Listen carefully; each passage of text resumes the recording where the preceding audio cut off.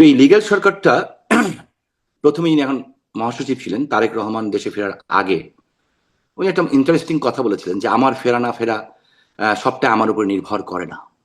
তার মানে কার উপর নির্ভর করে ওনাকে দেশে আসতে হয়েছে সেটা জানি, যে কার উপরে নির্ভর করে উনি দেশে এসেছেন, কারা ওনাকে নিয়ে এসছে। কার উপরে? ওই যে এখনো ক্লিয়ার করবো না, এর পরের অনুষ্ঠানে আপনার কাছে ক্লিয়ার করবো, কিছুদিন পরে ক্লিয়ার হবে আপনার কাছে, আর কয়েকদিন পরেই হবে। তো ক্লিয়ার হবে, টাইম ইজ কামিং। তো এবং পরে যখন উনি আসলেন তার আগেই যখন নির্বাচন শুরু হলো, আমি ওনাকে সম্মান করি ব্যক্তিগতভাবে। আজকে যিনি রাষ্ট্রপতি হয়েছেন মির্জা ফখরুল সাহেব, আমি ব্যক্তিগতভাবে ওনাকে পছন্দ করি ওনার কথাবার্তার জন্য, ঠিক আছে, এটা আমি পছন্দ করি, এটা অস্বীকার করে লাভ নেই। তো ভালো ভালো কথা বলেন, এই ভালো ভালো কথাগুলি যে উনি অন্তর থেকে বলেন আমি ভাবছিলাম আগে সত্য এটাই, বাট উনি নির্বাচনের আগে বললেন যে আওয়ামী লীগ অফিস খুলে দেওয়া হবে, খুলে দেওয়া হলো। আওয়ামী লীগের মানুষকে ভোট দিতে হবে, দেওয়া হলো। আওয়ামী লীগের লোকদের জন্য দরজা খোলা আছে। তো উনি শুধু একলা না, ওনার দেখা দেখি তখন সবাই বলা শুরু করলো, বিএনপির বড় বড় নেতারা সবাই বলা শুরু করলেন। শুরু করার পরে রয়টার্সের সাথে তারেক রহমান যখন দেশে ফিরলেন, উনি দেশে ফিরে রয়টার্সের মতো সাংবাদিকদের সাথে বললেন যে জাতির পিতার কন্যা, বাংলা মা, আমি বাংলার মা বলি এখন, শেখ হাসিনা তো জাতির বাংলাদেশের প্রধানমন্ত্রী, ওনার সন্তানদের ব্যাপারে বললেন, সাজিবাদের জয় এবং সাইমা পুতুল ওদের ব্যাপারে বললেন যে ওনারা দেশে রাজনীতি করতে আসতে পারেনি, ব্লা ব্লা ব্লা ব্লা ব্লা অনেক কিছু বললেন। বাট ওকে ফাইন, এই জন্য আমাদের উচিত যে ওনাকে টাইম দেওয়া, যে অ্যাকচুয়ালি আপনার চরিত্রটা মুখোশটা উন্মোচন করার জন্য, যে আপনি কি নাটক করছেন। 21শে আগস্টের ঘটনা যারা ঘটিয়েছে তারা এত উদার কেমন করে হলো এত তাড়াতাড়ি? হ্যাঁ, তো এই জিনিসটা দেখার জন্য একটু সময় দরকার ছিল। আমরা দেখলাম, আমি আপনাকে ছোট্ট একটা উদাহরণ দিই, ছোট্ট, একেবারে ছোট্ট, বাট এই ছোট্ট উদাহরণটা আমার মনে হয় যে কোনো বিবেকমান মানুষের কাছে, সে আওয়ামী লীগ করুক, বিএনপি করুক, জাতীয় পার্টি করুক, কিংবা কোনো পার্টি করুক, কিংবা না করুক, না করা লোক তো বেশি সংখ্যায়, তাদের বিবেকে লাগবে। ধানমন্ডি 32 নম্বরে 15ই আগস্টে দুটো বোন গেল, দুটা মেয়ে গেল, অল্প বয়সে দুটা মেয়ে গেল। কেন? ওরা জাতির পিতার কে রেসপেক্ট জানাতে চায়, ওরা বঙ্গবন্ধুকে সম্মান জানাতে চায়, ওখানে যে ওরা হয়তো ফুল দিতে চায় কিংবা দোয়া করতে চায়, হোয়াট এভার ইস। তাদের সাথে কি আচরণ করা হয়েছে, তাদেরকে গায়ে হাত দেওয়া হয়েছে, এটা আপনাদের মাধ্যমে আমিও দেখেছি, সারা দেশবাসী দেখেছে, বিশ্ববাসী দেখেছে। আর একটা ছেলে সরল স্বীকারোক্তি দিল যে আমি ওনাকে ভালোবাসি, এই জন্য এখানে এসেছি ওনাকে শ্রদ্ধা জানানোর জন্য। সেই ছেলেটাকে কিভাবে বেধড়ক ভাবে মারা হলো, এটা আপনিও দেখেছেন, আমিও দেখেছি, সবাই দেখেছি। সো এইটুক সময় আমাদের দরকার ছিল মুখোশ উন্মোচন করার। তারপরে তো যারা দেশকে এটা করে ফেলবেন, এটা করে ফেলবেন, আপনাদের মুখোশ তো তার আগেই তাদের সামনে উন্মোচিত হয়ে গিয়েছিল। মানে তিনি যিনি প্রধানমন্ত্রী তিনি দেশে ফিরতে পারেন নাই। আপনারা এখন যে অবস্থায় আছেন, আপনাদের শাসনামলে তিনিও দেশে ফিরতে পারেন নাই। তার মা, তিনিও নির্যাতিত হয়েছেন, জেলখানায় ছিলেন। অনেক বয়স্ক মানুষ, একজন বয়স্ক নারী, অসুস্থ নারী, এই নিয়ে অনেক কথা হয়েছে সেই সময় আপনাদের সাথে। মানে তাকে আপনারা উদার হবেন এটা ভাবলেনই বাকি করে? না, উদার হবে এটা ভালো নয়। এই কারণে আপনাকে আমি দায়িত্ব নিয়ে বলতে চাই একটা কথা, যেটা হচ্ছে বেগম খালেদা জিয়া, মানে আল্লাহ ওনাকে ব্যস্ত নসিব করুক, আপনার অনুষ্ঠানেও কিন্তু যখন ডিবিসিতে আপনি অনুষ্ঠান করতেন, উনি যখন অসুস্থ ছিলেন, আমি কিন্তু ওনার জন্য দোয়া চেয়েছি, আমি পার্সোনালি। আমি যা বলি এটা কিন্তু পার্টির স্টেটমেন্ট না, প্রত্যেকটা মানুষের একটা ব্যক্তিগত স্টেটমেন্ট থাকে। আপনি একটা জার্নালিস্ট, এরকম আরো হাজার জার্নালিস্ট আছে, কিন্তু সবাই যে আপনার মতো করে কথা বলবে তা তো না। আপনার একটা আইডিওলজি আছে, আপনার একটা চিন্তা ভাবনা আছে, আপনার একটা চেতনা আছে, আপনার একটা লক্ষ্য আছে, আপনার লক্ষ্য দিয়ে আপনি বিচার করবেন। হ্যাঁ, জনগণও আপনার আমার কথাটাকে ওনাদের মতো করে বিচার করবেন। খালেদা জিয়ার সময় আপনি দেখেন, তার আগে কিন্তু আজকে 21শে আগস্ট এই বিএনপি সরকারই জাতির পিতা কন্যাকে মেরে ফেলার জন্য গ্রেনেড হামলা করেছিল, 24 জন মানুষ মারা গেছিলেন। শেখ হাসিনা বেঁচে গেছিলেন, এটা কেউ বাঁচায় নাই তাকে, আল্লাহ তাকে অলৌকিকভাবে বাঁচিয়েছেন। কাদের সময় হয়েছিল? বিএনপি সময় হয়েছিল। তারপরেও কিন্তু জাতির পিতার কন্যা শেখ হাসিনা যখন ম্যাডাম খালেদা জিয়া অসুস্থ হলেন, তখন উনি কিন্তু তাকে নিয়ে হাসপাতাল থেকে বের করে নিয়ে তাকে বাসায় থাকার সুযোগ করে দিয়েছিলেন। এটাকে বলে আমার মনে হয় সহানুভূতি এবং ভদ্রতা। এবং তার আমলে কিন্তু তাকে মেরে ফেলার চেষ্টা করা হয়েছিল। বঙ্গবন্ধুর হত্যাকারীদেরকে নিয়ে পার্লামেন্টে বসানো হয়েছিল, বঙ্গবন্ধুর হত্যাকারীদের নিয়ে। তো এইগুলির পরিপ্রেক্ষিতে আর তারেক রহমান সাহেবের কনভিকশন হয়েছিল, এই কনভিকশন তো এফবিআই এসেও সাক্ষ্য দিয়েছে। তো যেহেতু এফবিআই এসেও সাক্ষ্য দিয়েছে এবং কনভিকশন হয়েছে, তো ওই কনভিকশন ফেস করার সাহস ওনার ছিল না। যেটা জাতির পিতার কন্যা নাকি ক্যাঙ্গারু কোর্ট আজকে ফাঁসি হয়েছে, উনি বলেছেন আমি যাবো তার মধ্যেও। এবং ভেরি ইন্টারেস্টিং, দেখেন মানুষের ভিতরে যখন দুর্বলতা থাকে না থাকে তখন মানুষ এই সাহস দেখায় যে ফাঁসির অর্ডার দিয়েছে, আমি ফাঁসির কাজটি যাবো, দরকার হলে কি হবে ওইটা আমরা দেখবো সামনে। বাট থিং ইজ দ্যাট যে আওয়ামী লীগ সরকার চলে যাওয়ারও 1 বছর পরেও কিন্তু তারিক জিয়া দেশে ফিরেন নাই, তারিক জিয়া দেশে ফিরেন নাই। এবং যখন কেন ফিরছেন না এই প্রশ্ন যখন ব্যাপকভাবে আলোচিত হচ্ছে, একটা পর্যায়ে যে তিনি বলেছেন যে আমি ফেরাটা আমার উপর নির্ভর করে না, অন্য কারোর উপর নির্ভর করে। তার মানে নিশ্চয়ই বাংলাদেশের কোন মানুষের উপর নির্ভর করে না, বিদেশি রাষ্ট্রের উপর নির্ভর করে। এবং আরো ইন্টারেস্টিং হচ্ছে যে বিএনপির নির্বাচন, আমি শামীম ওসমান, আমি আমারটা আমি দায়িত্ব নিয়ে বলছি, অন্য কোনটা বলবো না।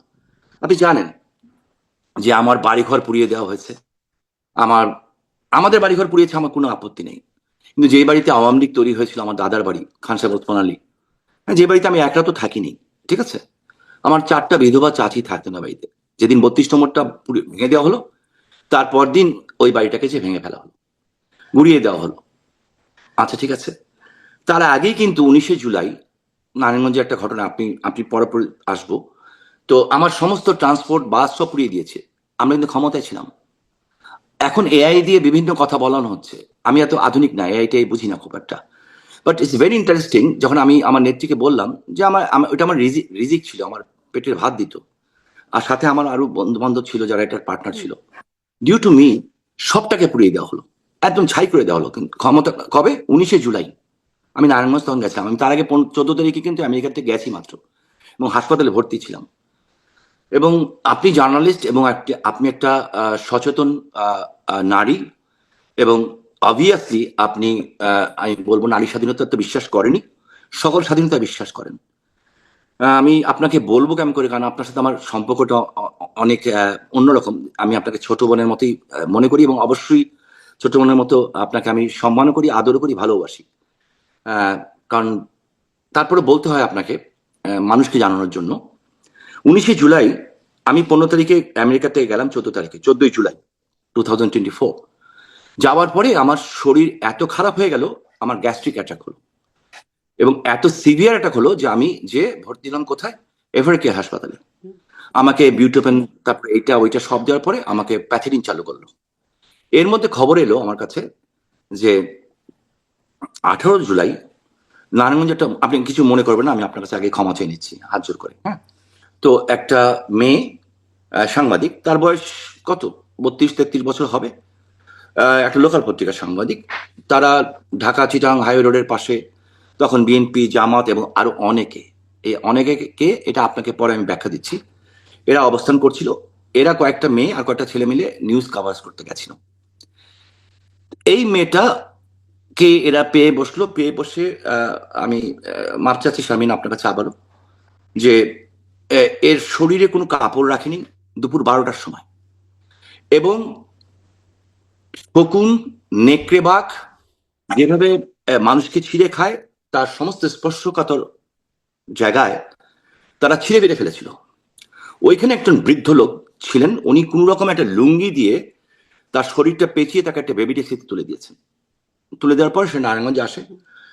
একই দিনে ওই একই গ্রুপ, একটা মহিলা, সম্ভ্রান্ত ঘরের মহিলা, নারায়ণগঞ্জে হিন্দু পরিবারের, এবং আরেকটা মেয়ে, তার কত 14-15 বছর বয়স, 16 বছর হবে, এরা দুইজন যাচ্ছিল। তো রিক্সার মধ্যে আটকে তাদের সমস্ত জিনিসপত্র নেওয়া হয়, মহিলা নিজের ইচ্ছা সব দিয়ে দেন, যা যা আছে দিয়ে দেন, কিন্তু তারপরে লাস্টে ওনার মঙ্গলসূত্রে হাত দিয়েছে। তো মঙ্গলসূত্র হিন্দু মহিলাদের কাছে একটা বিশাল পবিত্র জিনিস। উনি বলেছেন বাবা বাবা এটা না, বাবা এটা না। তার মানে যারা ধরেছে তারা ওনার সন্তানের মতো। তখন ওনার মঙ্গলসূত্র টান দেওয়া হয়েছে, ওনার মঙ্গলসূত্রের সাথে ওনার ব্লাউজও চলে গেছে। তখন ওনার মেয়ে চিৎকার করে উঠেছে, মেয়েরও একই হাল করেছে। ওই ভদ্রমহিলা যখন আমাকে ফোন করলেন যে শামীম ভাই আপনি কোথায়, আপনি আসেন, আপনার মা বোনদের এই অবস্থা, আমি তখন আমার প্যাথিডিন খুলে আমি 19 তারিখে নারায়ণগঞ্জ যাই। যাওয়ার পরে আমার শরীর খুব খারাপ, নারায়ণগঞ্জ ক্লাবে আমি খেতে বসছি। এর মধ্যে কিন্তু তার আগেই Awami League office, Narayanganj club, rifle club এবং বেশ কিছু জায়গায় ওরা হামলা করেছে, ভেঙে টেঙে দিয়েছে। তো ভেঙে টেঙে দিয়েছে। তা আমি অবাক হচ্ছিলাম, এরা কারা, কারা এত সাহস দেখাচ্ছে। তো আমি যখন খেতে বসি তখন দেখলাম যে বোমের আওয়াজ পাচ্ছি, গুলির আওয়াজ পাচ্ছি। এসপি ফোন করলো যে স্যার ওরা থানা অ্যাটাক করছে, এরে করছে। তা আমি ভাত খেতে পারলাম না, দৌড়ে বের হলাম। আমার উদ্দেশ্য ছিল ওই মেয়েটাকে দেখতে যাওয়া। যখন বেরিয়েছি তখন দেখছি বেশ আধা কিলোমিটার দূর থেকে এই গুলি করছে। ওরা ভাবেনি যে আমি বের হবো নিজে। আর আমি নারায়ণগঞ্জ স্বামী ওসমান বের হবো, আমার সামনে দাঁড়াবে। বিএনপির এটা কেউ করার কথা না, কারণ বিএনপির 16 বছরে বিএনপির কোনো নেতাকর্মীকে আমরা ফুলের টাচও হতে দিইনি আমি। এবং যারা যারা এমপি হয়েছে সবাইকে আমি দেখে রেখেছিলাম, এখন যারা হয়েছে ফুলের টোকাটাও পড়তে দিইনি তাদের গায়ে। হ্যাঁ, এবং অন্য পার্টি কেউ না।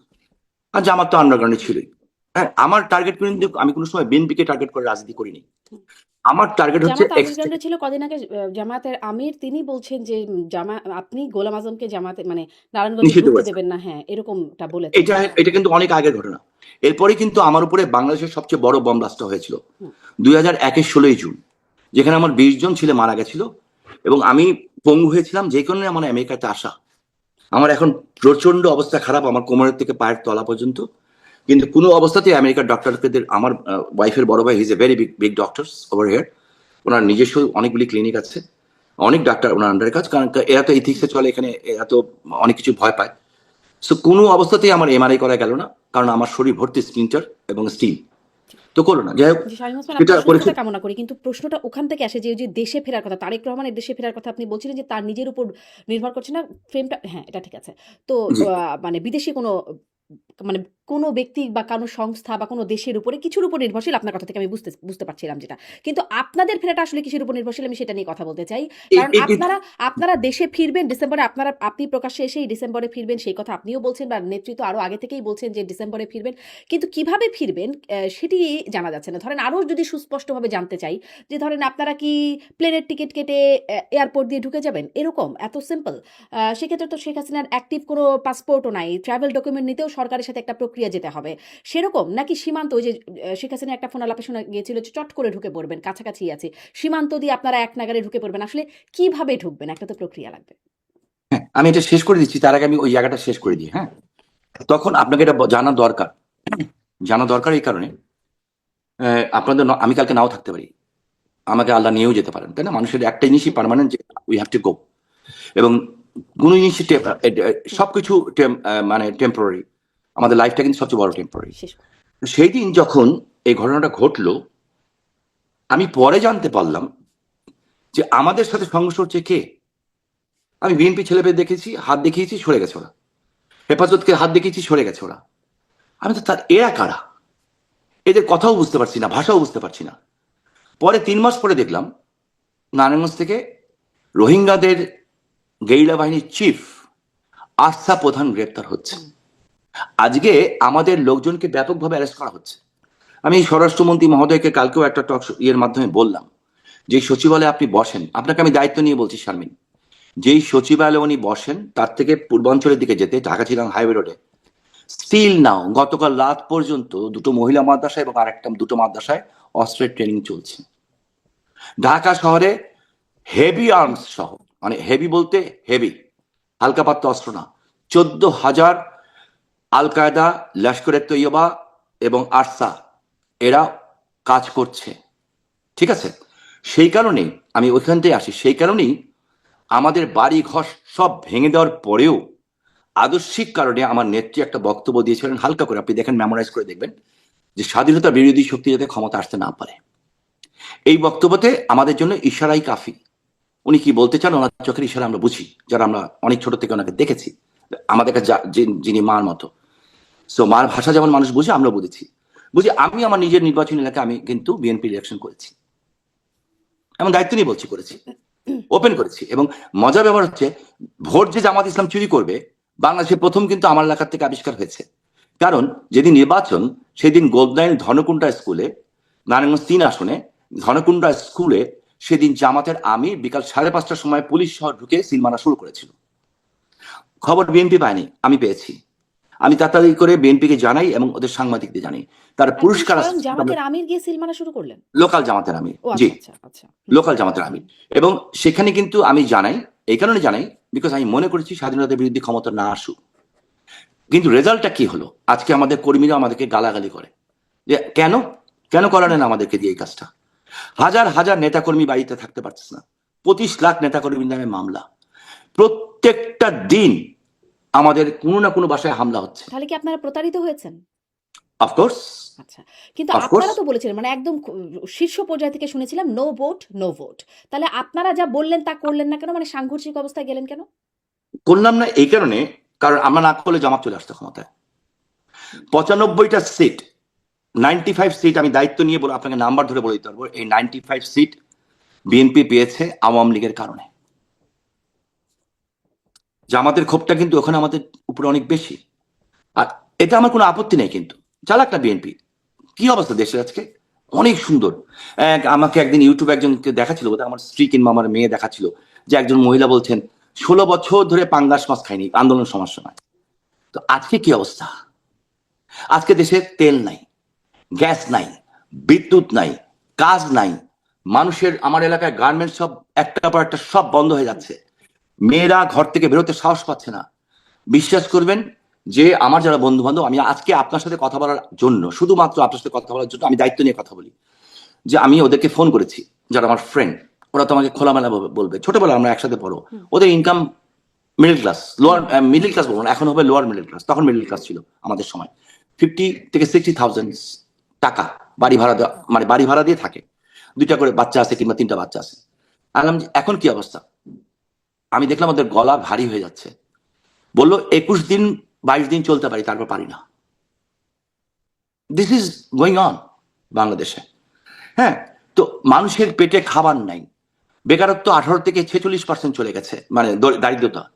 তো এই জিনিসটা দেশের মানুষের বোঝা দরকার ছিল, মানুষ বুঝছে, এবং কিন্তু তার জন্য সরকার তো বলছে যে বিদ্যুৎ নাই, জ্বালানি নাই, সেটা আপনাদের ভুল নীতির কারণে, আওয়ামী লীগ এটা সরকারের বলতে পারে। নীতির এখন কারণে। আমিও বলতে পারি নবাব সিরাজউদ্দৌলা যদি এই কাজ না করতেন তাহলে আমরা পরাধীন না হতাম না। হ্যাঁ, তো এখন যদি এটা বলতে চাই তাহলে তো আমার কিছু বলার নাই। বাট আমি আপনার মাধ্যমে, আমি 98% বাচ্চারা যারা এই আন্দোলনটাতে শরিক হয়েছিল না বুঝে করেছিল। কেন? এই ফেসবুক, টুইটার, এই সমস্ত দিয়ে একটা এমন একটা জিনিস তৈরি করা হয়েছিল যেটার পিছনে মিলিয়নস অফ ডলার খরচা হয়েছে, যে বাংলাদেশটাকে একটা ব্যর্থ রাষ্ট্র বানানোর জন্য। কার জন্য শারমিন বাংলাদেশ ব্যর্থ রাষ্ট্র হবে? টার্গেটটা কি? টার্গেটটা হচ্ছে বাংলাদেশের ভূমি। এই ভূমিটা কারা চায়? পাকিস্তানের আইএসআই নেটওয়ার্ক চায়। কেন চায়? তারা এখানে জঙ্গিদের ট্রেন আপ করতে চায়। 1.5 বছর ওই যে এয়ারপোর্টের সামনে যে হোটেলটা ছিল, বারবার ভুলে যায়, র্যাডিসন ব্লু, ওখানে পাকিস্তানের 6 জন জেনারেল কি করছিল 1.5 বছর এক নাগার ইউনুসের সময়?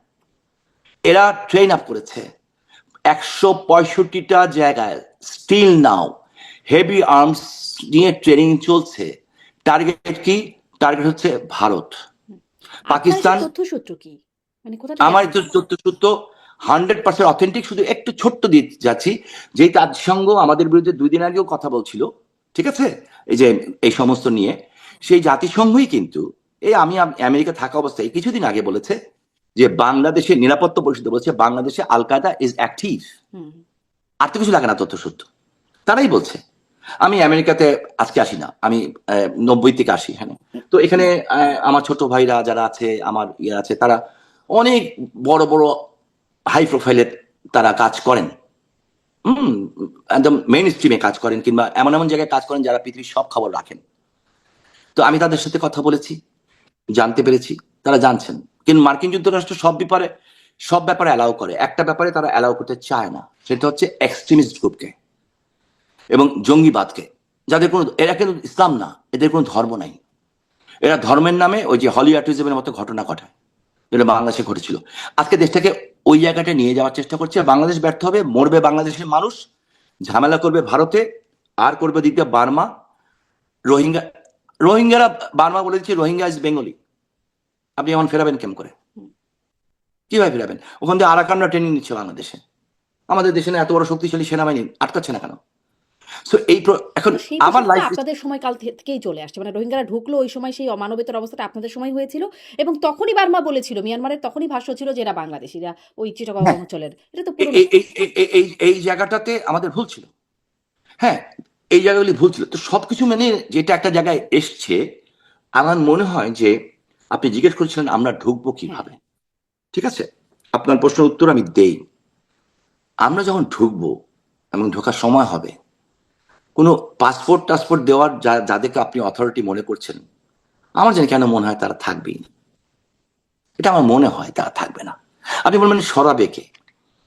জনগণের চেয়ে বেশি শক্তিশালী কেউ না।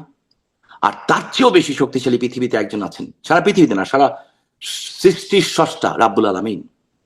আমি বিশ্বাস করি। শারমিন, আপনি কেন বিলিভ ইট, আপনি লেখাপড়া করা মেয়ে, অত্যন্ত জ্ঞানী একটা, আপনার সাথে আমি কথা বলে আমি বুঝি যে আপনার জ্ঞান চর্চা আছে, ভালো আছে। আপনি পৃথিবীর একটা উন্নত দেশে এখন থাকছেন। হ্যাঁ, আপনি দেখেন তো, প্রথম মহাযুদ্ধ, বিশ্বযুদ্ধ, দ্বিতীয় বিশ্বযুদ্ধ, কিংবা আফ্রিকার জঙ্গলগুলিতে যে যুদ্ধ হয় একদম আনকালচার কান্ট্রিগুলিতে, কোথাও কি দেখেছেন যে মৃত মানুষকে কবর থেকে উঠিয়ে সেই মানুষকে পিটানো হয়, পিটানোর পরে নাচা হয়, গান গাওয়া হয়, এরপর তাকে জ্বালিয়ে দেওয়া হয়? বাংলাদেশে হয়েছে কিন্তু। আপনি কোথাও দেখেছেন যে একজন বীর মুক্তিযোদ্ধা মাইনুদ্দিন খান বাদল ভাই একটা কথা বলেছিলেন যে ধর্ষক আর ধর্ষিতা এক টেবিলে উঠতে পারে না? এই একটা কথার কারণে ওদের কত ক্ষোভ আমাদের মুক্তিযুদ্ধের বিরুদ্ধে, যে ওনার কবরটা পুরো খোঁড়া হলো এবং ওই কঙ্কালের উপরে স্পঞ্জের স্যান্ডেল দেওয়া হলো, অনেক জিনিস ময়লা ফেলা হলো এবং ওটাতে আগুন লাগিয়ে দেওয়া হলো। তাহলে বুঝেন, মুক্তিযোদ্ধাদের জুতার মালা দিয়ে গলায় পড়ে ঘুরিয়েছে তো একটা দুটা ব্যাপার না, অহরহ হচ্ছে, অহরহ হচ্ছে। এবং এই জিনিসগুলি যে হয়েছে, এটা ব্যর্থতা কার? আমাদের, আমার। জাতির পিতার কন্যা কিন্তু আমাদেরকে ঠিকই গাইডলাইন দিয়েছিলেন। আমরা কিন্তু এই ম্যাটিকুলাস ডিজাইন, ডক্টর ইউনূসের ম্যাটিকুলাস ডিজাইন থেকে আমাদের বাচ্চাদের রক্ষা করতে পারি নাই। ওদের ভবিষ্যৎ আজকে অনিশ্চিত। 4টা জেনারেশনকে নষ্ট করে দেওয়া হয়েছে, হোসেন জিল্লুর রহমানের ভাষায় যদি বলতে চাই। আজকে দেখেন আপনি, ইউনিভার্সিটি টিচারকে মারতে যাচ্ছে, ইউনিভার্সিটি টিচারকে ছাত্ররা মারতে যাচ্ছে। আমি আমার ছোটবেলায় স্কুলে যেটা পড়েছি, ওই টিচারকে দেখলে তো আমি জীবনে এখনো চেয়ারে বসবো না। তাহলে কি আপনিও বসবেন 4টা জেনারেশনকে আপনারা নষ্ট করে দিলেন? না? এই যে এই আসার পরে, এই যে ছাত্রদের আন্দোলনের নামে হুম। কিন্তু মধ্যখান এই দিয়ে ছাত্ররা তো ধরেন হয় আপনাদের আমলে তাদের জন্ম বা তাদের বেড়ে ওঠা, বড় হয়ে ওঠাটা রাইট, সবটাই আপনাদের আমলে হয়েছে, কারণ আপনারা 17 বছর টানা ক্ষমতায় ছিলেন। তো জি তারা জি, ধরেন যদি তারা এরকম হয়ে যায়, যদি তারা ডিরেইলড হয়ে যায়, সেটা তো আপনাদের সময় থেকেই তাদের আসলে এই অবস্থা, হঠাৎ করে একদিনে তো হয়ে যায়নি নাকি? না, হ্যাঁ 100% রাইট আপনি। যেই ছেলেগুলি হলিয়াটিজমে ঘটনা ঘটালো, সবগুলি ছেলে প্রচন্ড আধুনিক ছেলে ছিল। এবং এর মধ্যে একটা ছেলের নাম আমি ভুলে গেছি, খুব সুন্দর দেখতে, হ্যান্ডসাম, হুম হুম আর বাপ নাকি নাম ছিল। হুম হুম সে তার 6 মাস আগে ভারতের একটা ডিস্কোতে যে শ্রদ্ধা কাপুরের সাথে নেচে হুম এসেছে। আমি পার্সোনালি জানি সেটা, হুম কারণ ওই গ্রুপের এক সদস্যের সাথে আমার যে কোনো ভাবেই হোক অনেক আগে কথা হয়েছিল। ওর মা, আমি বলবো না, ও আমাকে বলেছিল, মানে ওর মামার মাধ্যমে আমি জানতে পেরেছিলাম। ঠিক আছে, এরা প্রত্যেকেই আধুনিক ঘরের, এরা প্রত্যেকেই রিচ পরিবার থেকে আসা। তাহলে 6 মাসের মধ্যে তাদের ব্রেন ওয়াশ করলো কেমন করে? যে তারা 22টা 23টা 24টা না কত মানুষকে মেরেছিল ওখানে, জবাই করলো, জবাই করে রক্তের উপরে বসে ওখানে রান্না করলো এবং খেলো। আমাদের আমলই হয়েছে কিন্তু। বাট ওরা করতেছে এই কাজটা। এটাকে আমরা প্রোটেক্ট করতে পারছি না, আপনিও পারছেন না, আমিও পারছি না। কেন? ওরা ধর্মটাকে মিথ্যা দিয়ে করেছে, ঠিক যেভাবে 71 সনে মিথ্যা করে আমার মা বোনকে গণিমতের মাল বানানো হয়েছিল, ধর্ষণ করা হয়েছিল, 30 লক্ষ মানুষকে হত্যা করা হয়েছিল। সো একটা অসমাপ্ত যুদ্ধ, ওইটা অসমাপ্ত যুদ্ধ ছিল। আমার মনে হয় এটা ফাইনাল পর্যায়ে যাবে এবং এর বাইরে তাহলে কি কোনো আপনার পথ নাই। ভবিষ্যৎবাণী এরকম যে ফাইনাল পর্যায়ে যাবে এবং তারপরে আপনারা দেশে ফিরবেন? তার আগেই যাব না, যুদ্ধ করবে কে? আচ্ছা। এবং সেখানে আমি বলি, বিএনপি যেটা করছে, বিএনপি একটা ডানপন্থী দল, আগে ডান বামের সংমিশ্রণ ছিল, একটা এখন একটা ডান। বাট বিএনপি কিন্তু চরম উগ্র এক্সট্রিম ডানপন্থী দল না। একে চেক অ্যান্ড ব্যালেন্স করতে যে ওরা যে বিপদটাতে পড়বে, আমাদের চেয়ে অনেক খারাপ অবস্থায় এরা পড়বে। আমরা আমাদের সত্যকে চিনে নিয়েছি, ওই সত্যের সাথে কিন্তু আমরা একটা হইলে বসবো না। এবং আমাদের আদর্শিক কারণে কিন্তু আমাদেরকে ভোটটা বন্ধ দেই নাই। এত 98% অত্যাচার বিএনপি লোকেরা করেছে, ওদের হয়ে করুক, গুপ্ত হয়ে আর সুপ্ত হয়েও। হুম, হুম যারা নারায়ণগঞ্জে আমার বায়তুল ভবন ভেঙেছে, ইটস ভেরি ইন্টারেস্টিং ব্যাপার, তারা কিন্তু তার আগের দিন আরসা এবং জামাতের সাথে মিটিং করেছে, কিন্তু করে কিন্তু বিএনপি, হুম এখনো করছে তাই। এরা কেউ থাকবে না, টাইমলি সব সরে পড়বে। তো আমাদের যেটা হচ্ছে যে এই যে ম্যাটিকুলাস ডিজাইনটাকে আমরা প্রোটেক্ট করতে পারলাম না অ্যাজ এ পলিটিশিয়ান, এটা আমার ব্যর্থতা। তাহলে ওই যে আপনি বলছিলেন যে এমন পরিস্থিতি হবে যে এই সরকার বা এই পরিস্থিতি থাকে কিনা, যে পাসপোর্ট বা এগুলো নিয়ে ঢুকতে হবে, তার মানে কি আপনার ভাষ্যটা কি আরেকটু স্পষ্ট করবেন যে তখন কি আসলে বিএনপি সরকার থেমে গেল যেটি তো। আছে থাকবে না, মানে আপনারা যখন দেশে ফিরবেন তখন পরিস্থিতিটা কি হবে বা কি পরিস্থিতিতে আপনারা ফিরবেন? দেখেন, এর আগে বিএনপি সরকার যাদেরকে মনে করছে, যাদের ভয়ে তারা আন্তর্জাতিক সিদ্ধান্ত নিতে পারছে না, দেখেন তাদের কাছ থেকে আঘাতপ্রাপ্ত হয়ে যায় কিনা। এরা তো কাউন না, এরা কাউন না, কিন্তু এরা কারুই না। এরা এই দেশটাকে ব্যর্থ রাষ্ট্র বানাতে এসছে। ওদের একটা আশা ছিল ডক্টর ইউনূস প্রেসিডেন্ট হবে, সেটা তো গুড়ে বালি হয়ে গেছে, হয় নাই। সো আমার তো মনে হয় যে এই কারণে বিএনপিকে পে করতে হবে। মানে কি আন্তর্জাতিক শক্তির কারণে বা আন্তর্জাতিক শক্তির 100% আন্তর্জাতিক শক্তি। বাংলাদেশের ভিতরে কোনো নিজস্ব পলিটিক্স নাই, নাথিং এলস, 000। না আমরা, না ওনারা, না কেউই, কেউ না। এবং এটা আমার চেয়ে বেশি বর্তমান প্রধানমন্ত্রী নিজে জানে। তাহলে এই যে আপনারা এটা এতদিন ক্ষমতায় থাকলেন, এটি আসলে কোন আন্তর্জাতিক শক্তির বলে, যেটি বলা হয় ভারত, সেটি কি? না, আমরা আন্তর্জাতিক শক্তির কারণে ক্ষমতাচ্যুত হয়েছি। হুম। শেখ হাসিনার উইল পাওয়ার, শেখ হাসিনার যে কি বলে কারিশমা, সেই কারিশমা, বঙ্গবন্ধুর যে কারিশমা, হ্যাঁ, সেই কারিশমা কিন্তু এদের নাই। এই ক্যাপাসিটি, ক্যাপাবিলিটি তাদের নাই। না তো নেত্রী যেদিন ক্ষমতাচ্যুত হয়েছেন তারপর দিন তো তারেক রহমানের ফ্লাই করে বাংলাদেশে আসার কথা, তাই না? ওনারা বলতেছেন ওনাদের দাঁড়িয়ে হয়েছে সবকিছু, হিরো। আসার কথা না, আসেন নাই কিন্তু। হ্যাঁ, আর জাতির পিতার কারণে শেখ হাসিনা বলছেন ফাঁসি অর্ডার দিয়েছে, আমি যাবো, এবং উনি যাবেন। আন্তর্জাতিক শক্তিটা কি আমেরিকা? না, আমেরিকা অবশ্য, আমেরিকা তো পৃথিবীর সব জায়গায় ইনভলভ আছে। বাট আমি যতটুকু আমেরিকা এসেছি যেটা বুঝেছি, আমি ছোট মানুষ, অত বেশি লেভেলে তো আমি চলি না, বাট একেবারে যে চলি না তা না। এইটুকু আমি বুঝি যে আমেরিকা বাংলাদেশে যা ঘটছে এবং যেই পর্যায়ের এক্সট্রিমিস্ট এখন বাংলাদেশে দাঁড়িয়ে গেছে, আমেরিকা এইটাকে সাপোর্ট করে না, এবং মজার ব্যাপারটা চায়নাও করবে না। তাহলে চায়নাও কি এরকম বিলিয়ন্স। বিষয়টা আমি একটু সহজ করে বুঝতে চাই যে যারা জি জি, আপনাদের ফেললো তারাই তারেক রহমান সরকারকে ফেলবে বলে আপনার প্রেডিকশন? ফেলবে না। ওনাদের সামনে পথ থাকবে দুইটা, হুম। হয় একটা আন্ডারস্ট্যান্ডিং, নালে they have to quit. Understanding কার কুইট সাথে? ওই আন্তর্জাতিক শক্তির সাথে? আন্তর্জাতিক শক্তির সাথে, মাধ্যমেই ধরেন, আমাদের সাথেই ধরেন। তার মানে কি আপনারা এখন সেই আন্তর্জাতিক শক্তির সাথে লবিং করছেন, মানে আন্তর্জাতিক শক্তির সাথে লবিং আপনাদের এর ব্যাপার যোগাযোগ? না, লবিং এর ব্যাপার না। ভারত কোনো সময় চাবে না এই এই ঘটনাটা ঘটছে কেন ইন্ডিয়াকে ডিস্টার্ব করার জন্য। আপনি একটা ছোট্ট দেশ, কিন্তু হুম। আপনি একটা, উই আর এ স্মল পিনার্স, আমাদের জনসংখ্যা 18 কোটি, কিন্তু আমাদের দেশ এখন ভঙ্গুর অর্থনীতি। এই ভঙ্গুর অর্থনীতি করা হলো কেন? আপনি যদি সবাই পেট ভরে ভাত খেত, সবার হাতে যদি পকেটে পয়সা থাকতো, সবাই যদি, যেমন আমাদের সময় রিক্সাওয়ালাও 30,000 টাকা মতো মাসে সবার থাকতো, তাহলে কিন্তু আপনি জঙ্গিবাদ পেতেন না সহজে, কারণ সবার কোনো ফুলফিল। সো যখন সবাই ফুলফিল থাকে তখন আপনি গড়ে পাবেন না। এখন আপনি যান বাংলাদেশে, আপনি 100 টাকা দিয়ে মানুষ খুন করে ফেলতে পারবেন। তো কি এখন কেন ভারত না? কি ভারত কি এখন এই কারণে ধরেন এই সরকারের সাথে মানে সখ্যতা বাড়ানোর খুব চেষ্টায় উঠে পড়ে অফকোর্স গেছে বা ভারত, তৎপর? ভারত চাচ্ছে, ভারতই তো তাদেরকে নিয়ে এসছে। আমি তো বলবো, স্ট্রেইট বলবো যে লন্ডন থেকে এসছেনই তিনি ভারতের মাধ্যমে। হুম। হ্যাঁ, উনি লন্ডন থেকে এসছেনই ভারতের মাধ্যমে। আমেরিকা ইনভলভ ছিল। America knows what's going on. America এটা হতে দিবে না। আমেরিকা চাবে না বাংলাদেশে আরেকটা জঙ্গিবাদ এবং আল কায়দা, লস্করে তৈয়বার মতো একটা দেশ ওইখানে হোক। এবং আপনাকে আমি দায়িত্ব নিয়ে বলছি যে যদি এটা হয়, ওই সাবকন্টিনেন্টে না, এই পুরো ওয়ার্ল্ডের মধ্যে সবচেয়ে বড় টেররিস্ট কান্ট্রি হয়ে যাবে আমাদের দেশটা। But we have to fight. তাহলে কি তাহলে মানে এই কি এত কিছু হবে এবং তারপরে আপনারা দেশে চলে আসবেন? মানে আন্তর্জাতিক সমীকরণগুলো এরকম ভাবে আগাবে আপনার ভবিষ্যৎবাণী যেভাবে বলছেন, এবং তারপরে আপনাদের দেশে আসার রাস্তা তৈরি হবে। আমরা তো তাদেরই সন্তান শারমিন, যে আমাদের, আপনি তখন জন্ম হননি অবশ্যই, জন্ম তো হনই নাই, জন্মের কোনো আপনার হুম, হুম। বাবা মার বিয়ে হয়েছে কিনা সেটাও সন্দেহ আছে। হ্যাঁ, 71 সালে আমি ক্লাস 3-4 পড়তাম। 71 সনে যারা যুদ্ধ করতে গেছিলেন, আমার মনে হয় 90% তখন এক নালা বন্দুক দেখে নেই। লড়াই করেছে কার বিরুদ্ধে? পাকিস্তানের বাহিনীর বিরুদ্ধে। বলা হতো পৃথিবীর মধ্যে অন্যতম ডেঞ্জারাস সোলজার পাক বাহিনী। সেই পাক বাহিনী কিন্তু 90,000 সোলজার, হ্যাঁ, ভারতের ব্যাপক সহযোগিতা ছিল আমাদের পক্ষে।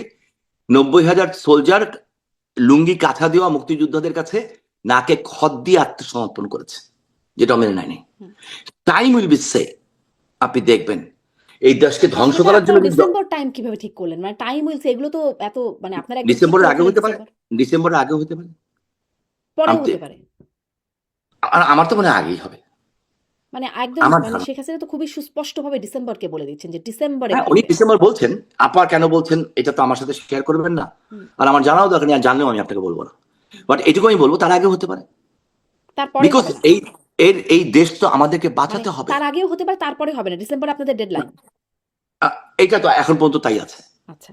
এখন আপনার পর্যন্ত সাথে তাই আছে। আপনার বিকজ সাক্ষাৎকারে বিকজ আপনি একটু শারমিন, এটাও আপনি একটু শুনি। আপনি নাহলে আপনি নাহলে কি জবাব দিবেন আপনার যারা পূর্বপুরুষ, যারা এই দেশের জন্য 30 লক্ষ মানুষ জীবন দিয়ে গেছে, আপনি কি জবাব দিবেন যদি আজকে কোনো ধর্ষিতা মায়ের মেয়ে এসে বলে যে আপনি তো এত বড় একটা টক শো করছেন, আপনি তো এত বড় নাম করা সাংবাদিক, আচ্ছা এক কাজ করেন, আমার এই স্বাধীনতা দরকার নাই, আমার মার ইজ্জতটা ফেরত দাও। জবাব আছে আপনার কাছে? আমার কাছে নাই তো। আমি আমি এতিম কেন? আমার চোখের সামনে আমার মা বাবা সবাইকে মেরে ফেলেছে তোমার স্বাধীনতার জন্য। এই স্বামী ওসমান, তোমার স্বাধীনতার জন্য আমার বাবা মা ভাই সবাইকে মেরে ফেলেছে। সাইজে মুক্তিযোদ্ধার সন্তান হিসেবে আমি তো মানতে পারি না। আমার বাবা মুক্তিযোদ্ধা ছিলেন, আমার ভাইরা মুক্তিযোদ্ধা ছিলেন, আমার বাবা মুক্তিযুদ্ধের এর একটা নেতৃত্ব দিয়েছেন, এবং বঙ্গবন্ধুর পরিবারকে মুক্ত করতে যে বুকে গুলি খেয়েছিলেন, জি। এদিক দিয়ে গুলি যে খুবই ওদিক দিয়ে বেরিয়ে আনফেয়ার, গেছে। খুবই আনফেয়ার বিষয়গুলো শামীম ওসমান। মানে জি এইরকম কথায় ধরেন এখন তারা যদি বলে যে যারা আসলে গুমের শিকার হয়েছিলেন, যারা আসলে বিচার বহির্ভূত হত্যাকাণ্ডের শিকার হয়েছিলেন আপনাদের সময়ে, তো জি, তারা তাদের কাছেও তো আপনাদের এই জবাবটা দিতে হবে। তাদের কাছেও তো আপনারা জবাবটা দিয়ে আসেন নাই। হ্যাঁ, যদি জবাব দিতে হয় জবাব হবে, প্রচলিত আইনে যদি বিচার হয় হবে, কোনো আপত্তি নেই। প্রচলিত আইনে যদি বিচার হয় হবে। আমি তো র্যাবের বিরুদ্ধে কথা বলেছিলাম না, আপনার টক শোতে হুম, কি বলেছি? বলেছেন। ওপেন বলেছি 7 মার্ডারের পরে, বলেছি কারা ঘটিয়েছে। আমি তো বলছি আমি আমার নিজের বক্তব্য দিচ্ছি, আমি স্বাধীন চেতা মানুষ, আমি পদ পদবি নেই না, আমার মন্ত্রিত্ব নেই নাই, আমি আমি আগামী দিনেও রাজনীতি করব, হয়তোবা, হয়তোবা, কিন্তু ইলেকশন করব না। এমপি মন্ত্রী হওয়া আমার টার্গেট না।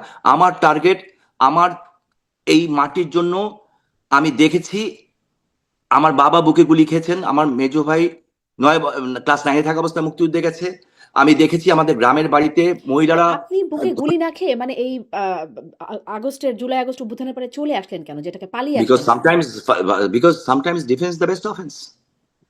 সেই সময় যদি আমরা লড়াই করতাম, তা এই পিপলস আমাদের পক্ষে আসতো না। আজকে আপনি খবর নেন পিপলস এর অবস্থা কি, পিপলস কি চায়। আপনাকে তো মানুষকে একটু সময় দিতে হবে না, চিন্তা করতে দিতে হবে না। আচ্ছা। আপনার আপনার যে ছোট্ট বাচ্চাটা, আপনার যে ছোট্ট বাচ্চাটা, হ্যাঁ, যেটা ধরেন এখন হয়তো একটু বড় হয়েছে, এখন হয়তো হাঁটি হাঁটি পা করে হাঁটতে চেষ্টা করছে, ও কিন্তু এখন আপনার আঙ্গুল ধরে হাঁটে। ধরেন আঙ্গুল ধরে হাঁটতে গেলেও কিন্তু খানিক্ষণ পর পর যে একটার সাথে বাড়ি খায়। আপনি কিন্তু সারাক্ষণ কষাস থাকেন, কোথায় বাড়ি খেলো রে বাবা। হ্যাঁ, ওকে ধরে কেমন করে বাঁচাতে হবে। আমার নাতিটারও সেম অবস্থা। হ্যাঁ, তো যখন একটু পুরোপুরি হাঁটা শিখে যায়, তখন আপনি ধরতে গেলে বলবে তুমি ধরছো কেন, আমি হাঁটতে পারি না। সো বাংলাদেশের মানুষ এখন হাঁটা শিখছে। হুম, হুম। সো যেহেতু হাঁটা শিখছে, একটু একটু শক্ত হয়ে, কোমরটা শক্ত হোক, লড়াই একটা হবে, এবং ওই লড়াইতে আমরা জিতবো ইনশাল্লাহ। আমি বাঁচবো কিংবা মরবো আমি জানি না, অর্থাৎ আমি চাই এই কলঙ্কিত হয়ে মরতে চাই না। জি, জি। আপনি আপনার সাক্ষাৎকারে আমি দেখছিলাম যে আপনি বলছেন যে আর্মির ২ জন বড়, বড় অফিসার মানে তাদের জি, সাথে আপনার কথা হয়েছে এবং আ তার কথোপকথন সম্পর্কেও আসি। কিন্তু একে, একে আসি আরকি। তো কারা তারা? সেটা কি আপনি বলবেন? আ আ হয়তো এই প্রশ্নটা আপনার কাছে জিজ্ঞাসাও করতাম না। কিন্তু দেখলাম যে জামাতের পক্ষে মানে অ্যাক্টিভিস্ট প্রভাবশালী অ্যাক্টিভিস্ট আ পিনাকি ভট্টাচার্য তিনি ২ জন আর্মি অফিসারের কথা বলছেন। একজন বলছেন ব্রিগেডিয়ার জেনারেল সেলিম আজাদ, আরেকজন বলছেন ব্রিগেডিয়ার জেনারেল শামস সুমন। যারা আপনার সাথে আরকি যোগাযোগের বিষয়টা তিনি বলছেন যে আ ঘুটু, ঘুটু করতেছে আরকি। উনি বলছেন। তো আসলে কি এই ও, ২ জন? এই ২ জন? এই পিনাকি সিনাকি এগুলি কে কি বললো ওই ডোন্ট কেয়ার। এই উনি যদি বলে থাকে এটা, আমি ওনার কথা শুনিও নি আজ পর্যন্ত, আমার শোনার কোনো রুচিও হয় না। হুম, এটার কথা আমি শুনি না, টু বি অনেস্টলি। আমি হাতে গোনা কিছু কিছু ইউটিউব দেখি, আপনারটা দেখি, তারপরে যে আমাদের অস্ট্রেলিয়া থেকে আমাদের বাড়ি ভাইটা দেখি, হুম। ওই বাংলাদেশে একজন আছেন কামাল ভাই আছেন, ওনারটা দেখি, না তারপর কিন্তু আরেকজন আছেন। ২ জনের নাম চলে মানে বলছেন আরকি। আপনিও বলছেন ২ জনের সাথে কথা হয়েছে, তিনিও বলছেন ২ জন। আপনার তাহলে এই ২ জনের সাথে আপনার কথা হয় নাই? না, আমার এই দুজনের সাথে কথা হয়নি। এই ব্যাপারে আমি আপনাকে গ্যারান্টি দিয়ে বলতে পারি এই দুজনের সাথে কথা হয়নি। আচ্ছা, আর যিনি উনি যেই লেভেল বলতেছেন তার চেয়ে অনেক উঁচু লেভেলের সাথে কথা হচ্ছে। আচ্ছা। তার মানে ব্রিগেডিয়ার জেনারেল, মেজর এবং জেনারেল। হ্যাঁ, উঁচু লেভেলে কথা হয়েছে, এবং তারা যেটা আমাকে বলেছেন, ওনারা দেশকে ভালোবাসেন। 90% সেনাবাহিনীর অফিসার দেশকে ভালোবাসে। সেনাবাহিনী আজকে নিজেরা লজ্জিত। রাস্তার মধ্যে একজন সেনাবাহিনীর এক্স কর্নেল আজকে জুতো পেটা করতে চেষ্টা করছে। আপনি কোথায় আছে দেশটা? একটা নেংটি ইন্দুর সাইজ, ওর নাম আমি জানি না, হবিগঞ্জের কি ওই জুলাই যোদ্ধা নাকি, থানা এইভাবে বসছে, এইভাবে ওই চেয়ারও হাত যে উঠাইছে, ওর হাত উঠানোর ক্ষমতাও নেই। হ্যাঁ, আমরা পুলিশ হত্যা করেছি, ওই দেশে আপনি কিসের আইন শৃঙ্খলা চিন্তা করেন? আবার অ্যারেস্ট হলো, আবার ছাড়া পেয়ে গেল। কারা? ওদের ক্ষমতার উৎস কোথায় আমি জিজ্ঞেস করতে চাই। পুলিশ লাইনে গানের অনুষ্ঠান করেছে, যে গানের অনুষ্ঠানে হামলা করে দিল, কারা এদের? এই সাহস তারা কোত্থেকে পাচ্ছে? এদের ইয়ে কি? আইন শৃঙ্খলা পরিস্থিতি কোথায় গেছে? একজন এমপির বউ কি করছেন, থানায় জিডি করছেন, কেস করছেন যে এমপি, রানিং এমপি, তার জামাইয়ের গলায় কি রামদা রেখে তাদের সম্পত্তি লিখে নেওয়া হয়েছে। তাহলে সাধারণ মানুষের কি অবস্থা? আমি আপনার কাছে আপনার মাধ্যমে জিজ্ঞাসা করতে চাই, সাধারণ মানুষের কি অবস্থা? আজকে আমার বন্ধুরা যারা হিন্দু, হ্যাঁ, আমি নাম বলতে পারি কিন্তু বলবো না, এই যাদের ঘরে একটু প্রাপ্তবয়স্ক মেয়ে আছে, স্পেশালি যাদের বয়স 21, 22, 19, 18, বিবাহ মানে 22, 23, 24 বছর বয়সে যে বিয়ে হবে, এরা ম্যাক্সিমামই এখন এলাকায় থাকছে না, এবং অন্য এলাকায় থাকছে, যে ঢাকা না, ঢাকার বাইরেও থাকছে, মুসলমান পরিচয় দিয়ে। এর চেয়ে কষ্ট আমাদের জন্য আর কি হতে পারে? আপনি আমাকে বলেন। জি, আপনি আর শেখ হাসিনার নামে দেওয়া হচ্ছে কথা বলছেন, কি? কিন্তু শেখ আমি হাসিনা এই বলেছেন, আপনার ওই কথা থেকে আরেকটু আপনার কাছ থেকে স্পষ্ট হতে চাই। তাহলে আমি জি এতটুকু বুঝলাম ওই দুজন না, আরো বড় মানে মেজর জেনারেল পর্যায়ের হয়তো কারোর সাথে আপনার কথা হয়েছে। তাদের সাথে কথার সময় আপনি মানে কথোপকথনে বলছেন যে তারা জিজ্ঞাসা করেছেন আসবেন নাকি? আপনি বলেছেন যে আপনারা ব্যবস্থা করেন, আপনারাই তো দেশের সেনাবাহিনী। তারা কি ব্যবস্থা করবে এরকম কিছু বলেছে? তারা কি না, ব্যবস্থা করছে? তারা বলতেছে তারা আননান, এবং তারাই আমাকে বলেছে যেই পরিমাণ জঙ্গিবাদ দেশে ছড়িয়ে যাচ্ছে, 1 বছরের মধ্যে যদি আমরা ব্যবস্থা না করতে পারি, এই দেশ, বাংলাদেশ, পৃথিবীর মধ্যে, যেই শব্দটি একটু আগে ইউজ করলাম, সারা পৃথিবীর মধ্যে অন্যতম জঙ্গি রাষ্ট্রে পরিণত হবে। আমি আমাকে বলছেন কেন ভাই? আমরাও তো আপনাদের উপর ভরসা করে যাব, বিকজ আপনাদের তো এই দেশ রক্ষা করার জন্য শপথ নিয়েছেন আপনারা। তা আপনারা কেন করছেন না? বলছে আমরা পারছি না। কেন পারছেন না? হয়তো তাদের মাথার উপরে কেউ বসে আছে, কিংবা পিছনে কেউ বসে আছে, কিংবা ঘাড়ের উপরে নিঃশ্বাস নিচ্ছে কেউ। সেখানে আপনি বলছেন যে দরকার হলে বিএনপির সাথে নেগোসিয়েশন করেন, মানে আপনাদেরকে বলছেন জলদি আসেন। সেই আর্মি অফিসাররা বলছেন আপনাকে যে জলদি আসেন, দরকার হলে বিএনপির সাথে নেগোসিয়েশন করেন। হ্যাঁ, দরকার বিএনপির হলে নেগোসিয়েশন হচ্ছে, মানে তাদের জন্য আপনারা ভোটও করেছেন, ফলে যোগাযোগ যে আছে সেটি বোঝা যাচ্ছে। তাদের সাথে নেগোসিয়েশন হচ্ছে আপনাদের ফেরার আমার ব্যাপারে? আমার আমার আমার কাছে মনে হয় না। হুম, আমার কাছে মনে হয় না, কারণ দায়িত্বটা এখন তাদের বেশি আমাদের চেয়ে। We did our jobs. আমরা যে কোনো কারণে হোক, যে কোনো জায়গায় রিকোয়েস্ট হোক, কিংবা আদর্শিক কারণে হোক, আমরা আমাদের কাজটা করেছি। এখন দায়িত্বটা তাদের। তাদের তাদের যদি শুভবুদ্ধির মানে উদয় হয়, আমার মনে হচ্ছে হবে না। যদি হতো, তাহলে 2টা মেয়ে 32 নম্বরে গেলে মার খেত না, একটা বাচ্চা ছেলে যদি 32 নম্বরে যেতে মার খেত না। এটা হতে পারে না, এটা অসম্ভব ব্যাপার। আজকে মায়া লাগে আমার পুলিশের জন্য, যে এই পুলিশ অফিসারগুলি, শত শত পুলিশ অফিসারকে গুলি মারা হয়েছে, টাঙিয়ে রাখা হয়েছে। সেই পুলিশ অফিসারদের থানায় যে বলছে যে আমরা মারছি, তো মানুষ যাবে কার কাছে? সেনাবাহিনীর একজন কাছে যাবে? সেনাবাহিনীর একজন কর্নেলকে বলতেছে মারতে যাচ্ছে, তো মানুষ যাবে কোথায়? আনসার, তারপরে অন্যগুলি বাদই দেন, তো কোথায় যাবে মানুষ? জিনিসপত্রের দাম নাই, গ্যাস নাই, বিদ্যুৎ নাই, পানি নাই, চাকরি নাই, নাই নাই নাই নাই নাই 200% জিনিসের দাম বেড়ে গেছে।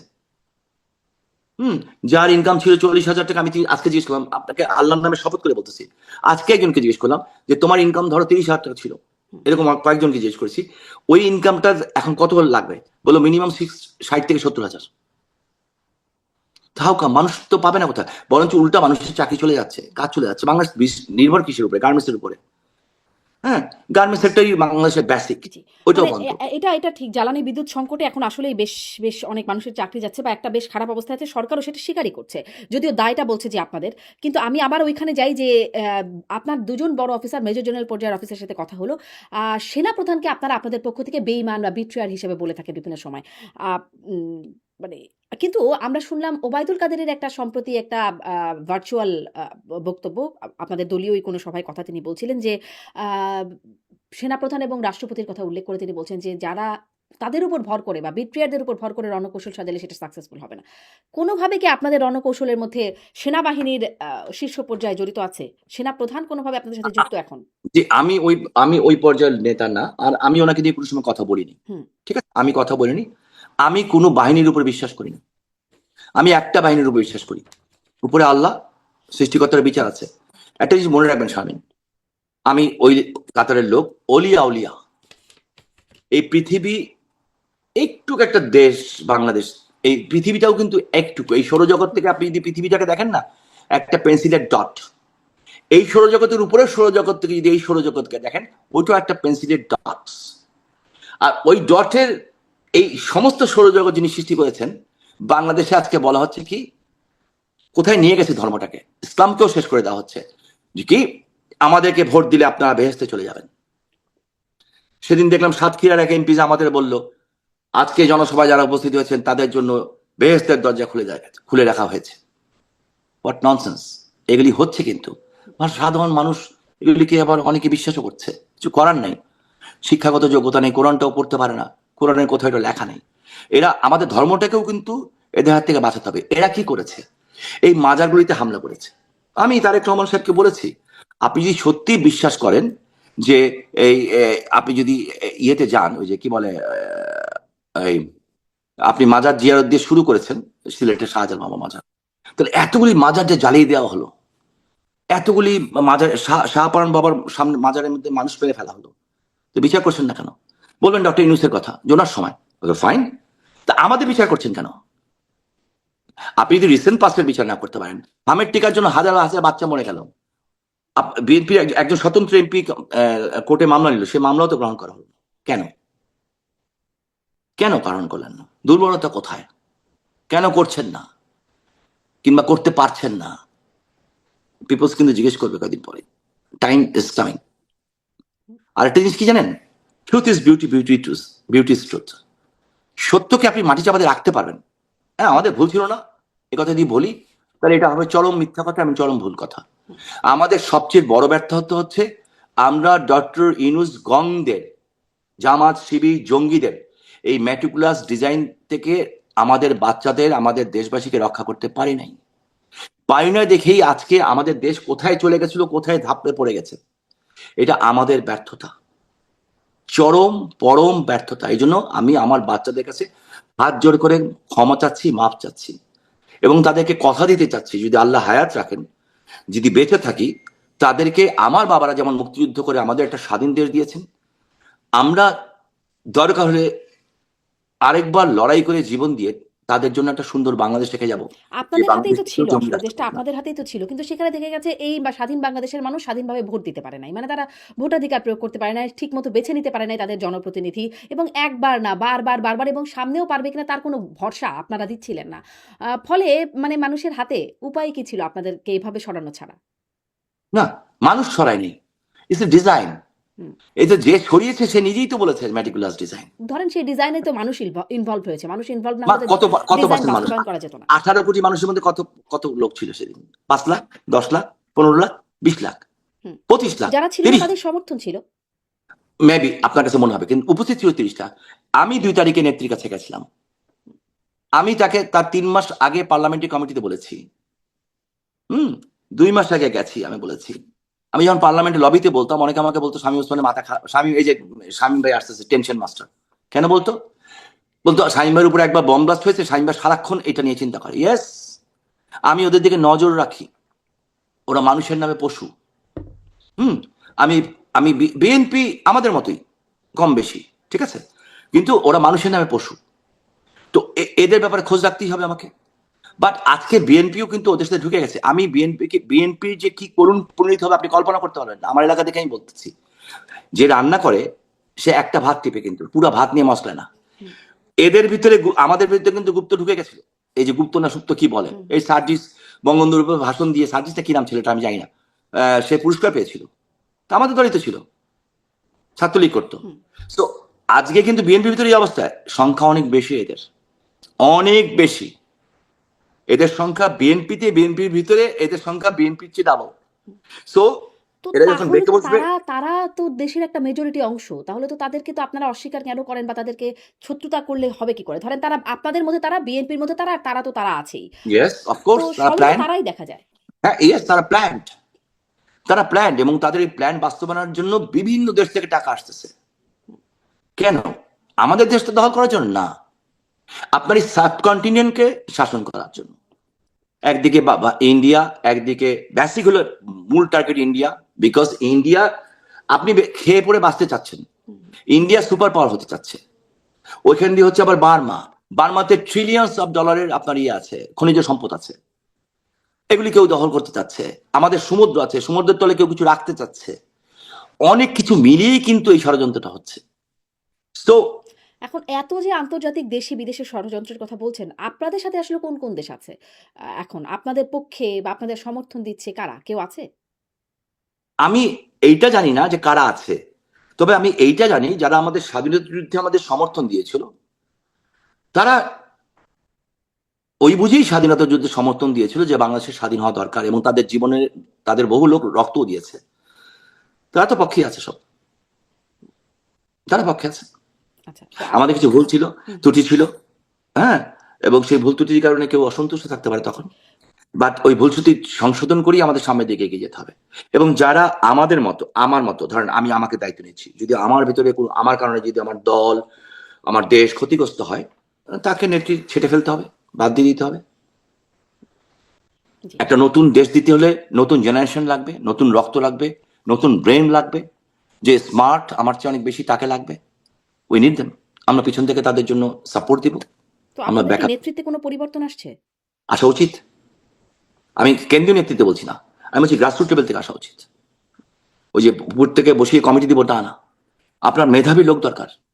আপনাকে খুব দ্রুত কিন্তু এই যে গ্যাপটা হয়েছে, এই ধ্বংসযজ্ঞ হয়ে গেছে, হুম। এটা কিন্তু খুব দ্রুত কিন্তু রিকভারি ধরেন করতে হবে। এখনো তো দেখা যাচ্ছে মানে সরব অবস্থা হয়েছেন। সম্প্রতি খুব সরব দেখা যাচ্ছে জনাব ওবায়দুল কাদের সাধারণ সম্পাদক, আর আরো যারা পুরনো নেতৃত্ব জাহাঙ্গীর কবির নানক, বাহাউদ্দিন নাসিম, ওনাদেরকে দেখা যাচ্ছে তারা অ্যাক্টিভ রোল প্লে করছেন। নতুন কারা আছেন? নতুন মুখ রাস্তা থেকে সৃষ্টি হয়ে যাবে। তো ফাইল আহমেদ এদেরকে কি কেউ সৃষ্টি করেছে? সৃষ্টি হয়নি, রাজপথ থেকে সৃষ্টি হয়ে গেছে। রাজপথ থেকে যারা সৃষ্টি হয়ে আসে, ওনারা তো অবভিয়াসলি সবাই জ্ঞানী মানুষ, যাদের কথা বলেন, ওনাদের অভিজ্ঞতা কাজে লাগাতে হবে। হ্যাঁ, আপনি একটা নতুন একটা ছেলে মেয়েকে ধরেন, আপনি একজন জার্নালিস্ট, হ্যাঁ, একটা একটা বাচ্চা যদি আপনার কাছে শিখতে আসে, ও যখন আপনার কাছে শিখবে যে কিভাবে জার্নালিজম করতে হয়, তো এমন হতে পারে যে কালকে দেখা যাবে যে ও আপনার চেয়ে অনেক বড় জার্নালিস্ট বেশি হবে, হুম। যে আপনি ওকে নিয়ে প্রাউড করবেন। বাট কাউকে তো শেখাতে হবে না। তো আমরা যারা আছি তারা, আমরা নার্সিং করব তাদেরকে। আমাদের কিছু সাচ্চা দেশপ্রেমিক দরকার। একটা এলাকায় কিন্তু হাজার হাজার লোক দরকার হয় না, একটা এলাকায় একজন সঠিক গেরিলা যথেষ্ট। হ্যাঁ, হাজার হাজার ভণ্ডর থেকে, হাজার হাজার ভণ্ডর থেকে। সো তো উই আপনারা নিড। কি যখন ক্ষমতায় ছিলেন তখন সেই ভণ্ডদেরকেই বেছে নেওয়া হয়েছিল? মানে ওবায়দুল কাদেরের মুখেও বহুত শুনেছি হাইব্রিড, কাউয়া, ফার্মের মুরগি ঢুকে গেছে আওয়ামী লীগে, এরকম যেমন তার মুখে শুনেছি। আবার অন্য নেতারাও কমপ্লেইন করতেন যে টাকার বিনিময়ে কমিটি হচ্ছে আপনাদের, মানে যারা আসলে নেতা না তারা নেতা হয়ে গেছেন টাকা দিয়ে, ইত্যাদি, ইত্যাদি। সো ভণ্ডরা সত্যি কি আসলে আওয়ামী লীগ দখল করেছিল? অনেক জায়গায় ছিল তারা। স্ট্রু, স্ট্রু, এই স্ট্রু দেখেই তো আমাদের আজকে এটার নেত্রী দেশটাকে উন্নয়ন করার জন্য 18-19 ঘন্টা ধরে কাজ করতেন এই মহিলা। হুম। আমি নিজে দেখেছি ভাই, আল্লাহ সাক্ষী, আমি সাক্ষী। উনি পাগলের মতো একটা মানুষ পরিশ্রম করতো। তো উনি তো সবটা একসাথে পারবেন না, সংগঠন দিয়েছিলেন আর সবার উপরে। এটা দেখো, হুম। আমরা দেখতে পারিনি, আমরা দেখতে পারিনি। আচ্ছা, মানে এইটা আপনি মানে আপনার স্বীকারোক্তি যে আপনাদের এই জায়গায় একটা দোষ ছিল বা ত্রুটি ছিল। একটু এই জায়গাগুলো কথা বলি যে অনেক ঘটনার পরে বা বাংলাদেশ থেকে, বাংলাদেশ সরকার বা বাংলাদেশের পুরো ব্যবস্থা থেকে অনেক আপত্তির সত্ত্বেও ৫ই আগস্ট একটা প্রেস কনফারেন্স করলেন দিল্লিতে। শেখ হাসিনা সেখানে সরাসরি কথা বললেন। মানে এটা আমরা দেখলাম আন্তর্জাতিক গণমাধ্যমগুলো, বাংলাদেশের গণমাধ্যমে যেখানে এইগুলো প্রচারে নিষেধাজ্ঞা ছিল, আন্তর্জাতিক গণমাধ্যমে বেশ কাভারেজ আসলো। কিন্তু বার্তা কি আসলো? নতুন কি কোনো বার্তা সেখানে আসলো? মানে যা মানুষ নতুন করে জানলো, শুনলো, এরকম কিছু ছিল? দেখেন ওনার কথাটা, ওনার ভয়েসটা যখন শুনে, হ্যাঁ, এবং উনি তো নতুন নতুন এক এক দিন এক একটা দিক নির্দেশনা দিবেন না, হুম। ঠিক আছে? ওনার দিক নির্দেশনা এইটুক দেওয়া আছে কিন্তু, I am coming back and I will, that's enough for us. বাকিটা ওনার বক্তব্য থেকে কোনটা খুঁজে বের করা দরকার, সেটা আমরা যারা আছি, যারা ওনার সাথে দীর্ঘ 40-50 বছর ধরে আহ, কাজ করার সুযোগ পেয়েছি, বাকিটা আমরা বুঝবো, বুঝিয়ে আমরা এটাকে স্প্রিড আউট করব। আপনার রণকৌশল কি হবে এটা যদি আপনি আগেই বলে দেন, হুম। হ্যাঁ, দেখেন যখন এই খেলা খেলে, ব্রাজিল আর্জেন্টিনা খেলে কিংবা এরকম খেলে, হুম। টিম কিন্তু আগে ডিক্লেয়ার করে না, একদম শেষ মুহূর্তে টিমটা ডিক্লেয়ার করে। খেলার মধ্যেও কিন্তু একদম শেষ মুহূর্তে টিম ব্রেকার করে, কারণ অপোজিট সাইড বসে থাকে যে ও কিভাবে করছে, ডিফেন্স সাজাচ্ছে না অফেন্স সাজাচ্ছে। সো ওনার যদি সব কথা বলে দিতে হয়, যে তার আর তাহলে তার ওইটাতেও মার খাওয়া ছাড়া কিংবা সুইসাইড করা ছাড়া তো স্কোয়াড ছাড়া উপায় হবে না। কারণ আমাদের অপোজিশন শক্তি খুব দুর্বল না, খুব শক্তিশালী, এবং আমাদের আওয়ামী লীগ সমর্থক যারা আছে, স্বাধীনতার পক্ষে শক্তি, আমাদের একটা শক্তির বিরুদ্ধে খেলা না, এখন ট্রাইঙ্গুলার শত্রুর বিরুদ্ধে খেলতে হবে আমাদেরকে, ট্রাইঙ্গুলার শত্রুর বিরুদ্ধে লড়তে হবে আমাদেরকে। আবারও সেই খেলা এছাড়া হবে কোনো কি? আপনার সেই বিখ্যাত ডায়লগ, খেলা হবে? না, খেলা হবে না, এবার যুদ্ধ হবে। হুম, আচ্ছা। এবং আমরা আমাদের পূর্বপুরুষরা দেশ স্বাধীন করে দিয়ে গেছেন। আমি লজ্জিত, আমি ঘৃণা করি। আপনি যদি জিজ্ঞেস করেন পৃথিবীতে আপনি কাকে সবচেয়ে বেশি ঘৃণা করেন, শামীম ভাই, আই হেট মাই সেলফ। যে আমি যদি কালকে দেশে যাই, আমার বাবার কবরের সামনে দাঁড়াবো কেমন করে, আমার বড় ভাই নাসিম ওসমানের কবরের সামনে দাঁড়াবো কেমন করে, কেমন করে বল, এরা তো মুক্তিযুদ্ধ ছিল, ওদের কবরগুলি সব মুক্তিযোদ্ধাদের কবর একদিকে, ওইখানটা যাবো কেমন করে জিয়ারত করতে, যখন আমাদের চোখের সামনে মুক্তিযোদ্ধাদের গলায় জুতার মালা দেওয়া হচ্ছে, জুতা দিয়ে মারা হচ্ছে, থাপ্পড় দেওয়া হচ্ছে, স্যান্ডেল দিয়ে বাড়ি দেওয়া হচ্ছে। আমাদের কি খারাপ লাগে না? আমাদের কি লজ্জা নাই? আমাদের কি লজ্জা একেবারে চলে গেছে? হুম, জি। আর কিন্তু কি সেই কেউ, লজ্জা আপনি আমাকে ঘোচানোর বলি, রণকৌশলটা আমি আপনি এখন শামিন আপনার বলবেন না। একটা প্রশ্ন করি শামিন, আপনি আমার ছোট বোন, আপনার মাধ্যমে একটা প্রশ্ন করতে চাই আমার জেনারেশনকে, নেক্সট জেনারেশনকে, আমার বাচ্চাদেরকে, আমাদের মুরব্বীদেরকে, আমার সমবয়সী, আমার ভাইদেরকে, আমার বোনদেরকে, এই দৃশ্য দেখার পরে আমার দেশ যদি বহিঃশত্রু দ্বারা কোনোদিন আক্রান্ত হয়, কেউ কি এ দেশের জন্য জীবন দিবে? কেউ দিবে? যে দেশের জন্য জীবন দেওয়ার পরে যারা যোদ্ধা, দেশ স্বাধীন করে দিলেন, আপনাকে আমাকে নাম দিলেন, পরিচয় দিলেন, বাংলাদেশ দিলেন, সবকিছু দিলেন, হ্যাঁ, আপনাকে স্বাধীনতা দিলেন, খাঁচা খুলে দিলেন, তাদেরকে আপনি এভাবে অপমান বেইজ্জত করলেন, মারলেন, কাটলেন, মেরে ফেললেন, জুতার মালা গলায় দিয়ে পরালেন।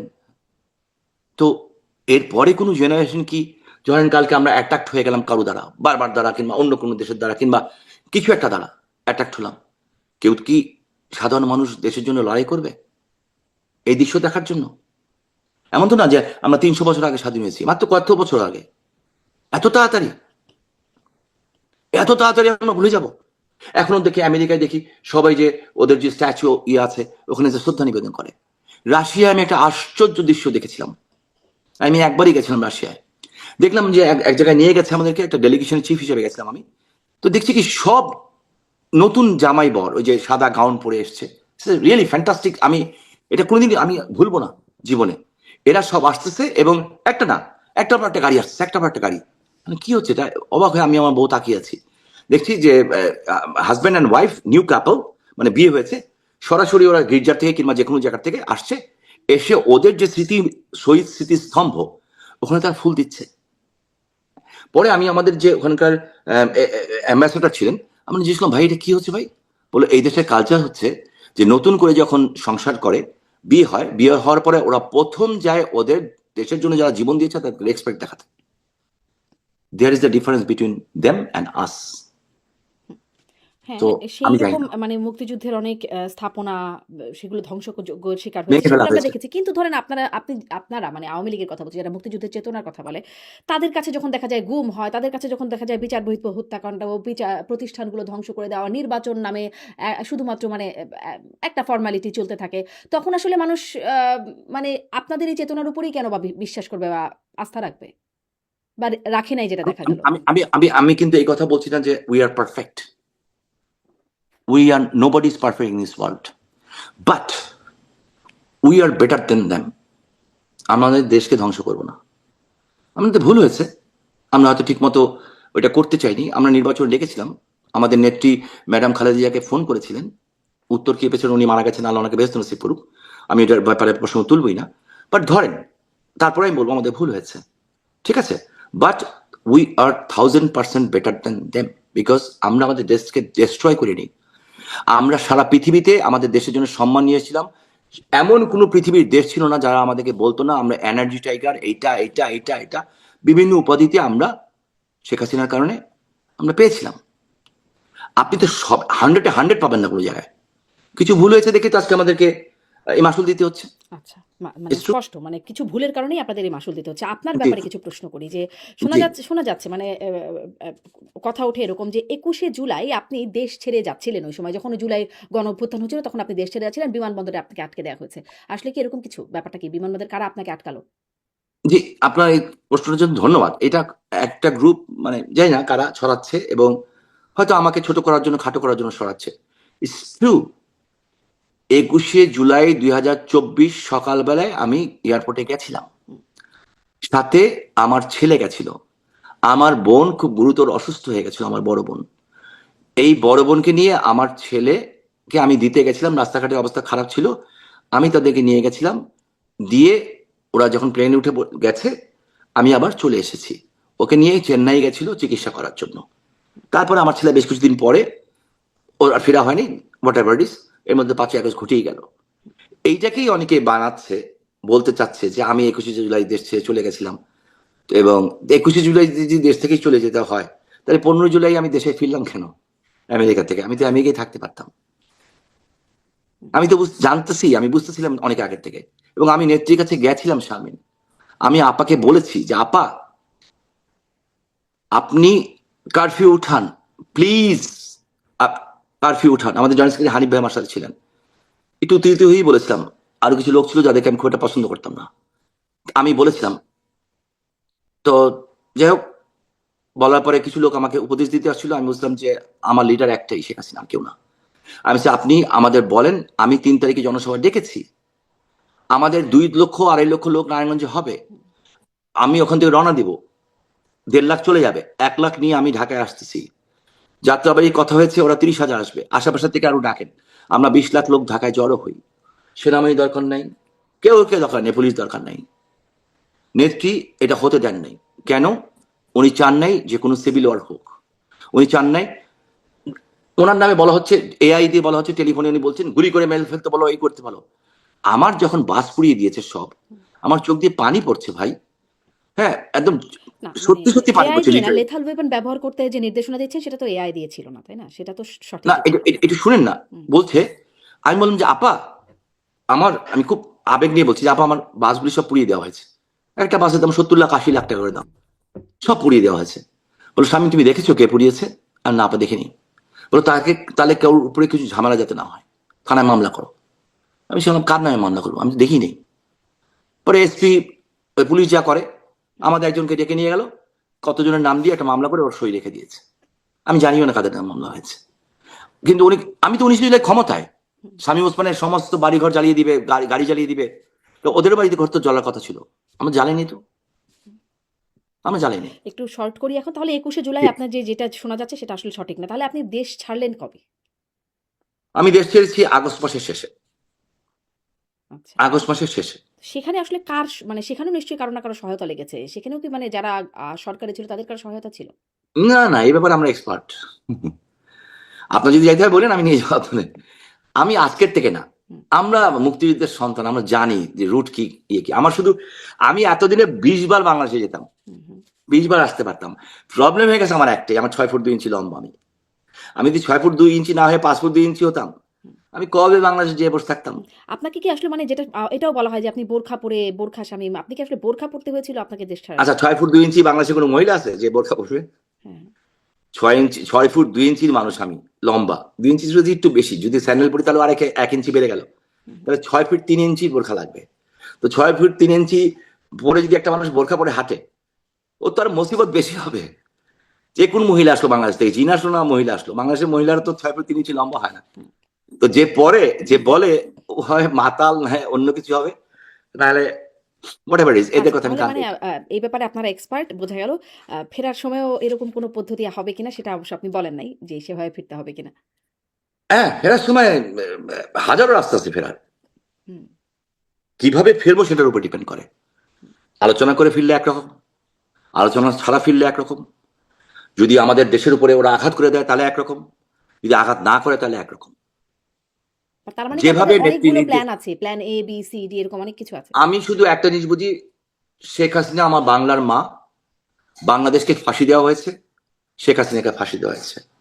উনি নির্দেশনা দিবেন, আমরা তার সোলজার, আমরা সেই নির্দেশনা তো পালন শেখ করব। হাসিনা এখন ৮০ মতো বয়স হয়ে যাচ্ছে তার। তো তার তো মানে ধরেন আমরা যেটা বুঝি আমাদেরও বয়স্ক বাবা-মা তাদেরও মানে শারীরিক মানসিক সক্ষমতা সবই কমে।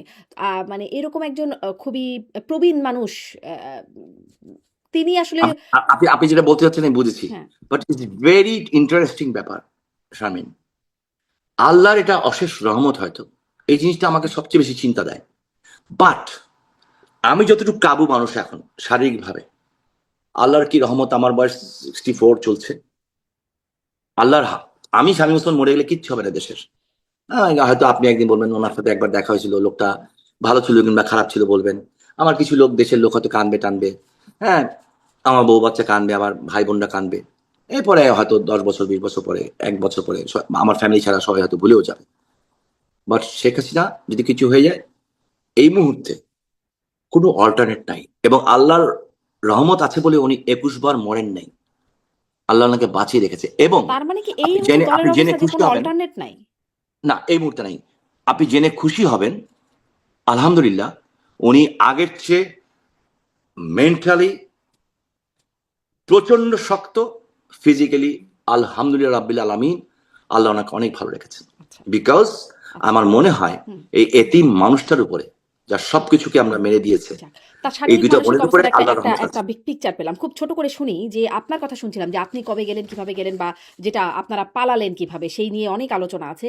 আ শেখ পরিবারের কেউ নাই। ধরেন ডিফেন্স মানে আপনি বলছেন অনেক সময় ডিফেন্সই হচ্ছে সবচেয়ে বড় মানে আপনাদের নিজেদের জন্য ডিফেন্সই সবচেয়ে বড় মেথড হতে পারে। তো সেজন্য মানে সেই ডিফেন্সটা হচ্ছে আপনাদের সেই সময় চলে যাওয়া সেটি আপনি বলছিলেন। শেখ পরিবারের যারা বড় নেতা পর্যায়ের একদম ছোট আতি-পাতি যারা আছেন সবাই চলে গেলেন। এটা কেন? এটা কিভাবে হলো? না, সবাই যেতে পারেনি, অনেকে ধরাও পড়ছে। যেমন আমাদের আবুল হাসান আব্দুল্লাহ সাহেবের ছেলে এখন জেলে আছে। হুম, হ্যাঁ, ধরা পড়ে লাভটা কি হবে?